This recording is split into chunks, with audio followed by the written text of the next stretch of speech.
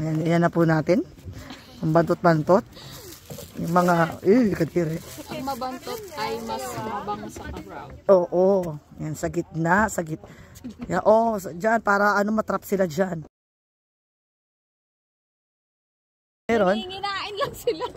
Mga walang hiya kayo. Doon na ilipat natin, lipat. Ang cute! Ang cute! Crablets. Sa Pinas yan, kakainin na natin yan.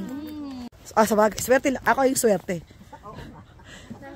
Ay, yung ano po yung nandun. Ay, Diyos ko, Lord. Nasaan na? Ayan. Ayan. Walang sa kanya. Uy. Buwis buhay, oh. Sige nga. Ayan. Pag hinatak, nagsasara. Okay. Ganun, pag hindi nagsasara, yun. Ganun. Kasi makalabas yung... Makakalabas siya.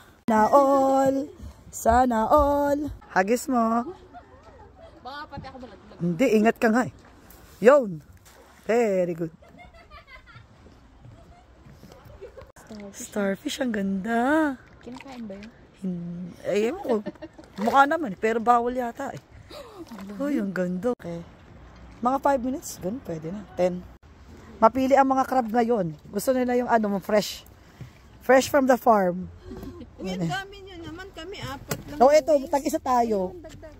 Ayan, tag-isa tayo. Mabaho. Baho. Yan, lagyan mo dyan sa gitna. Ay. Yan, ibubuffet natin. Diba? Pag hindi pa sila natuwa dito, ewan ko na lang. Ipasok mo doon sa mismong laman para hindi malaglag. Yan. Thank you. Yan.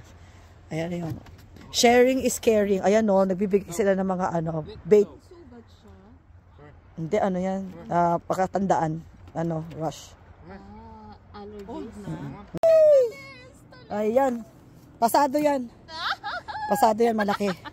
Nakakuha. Tayo eh.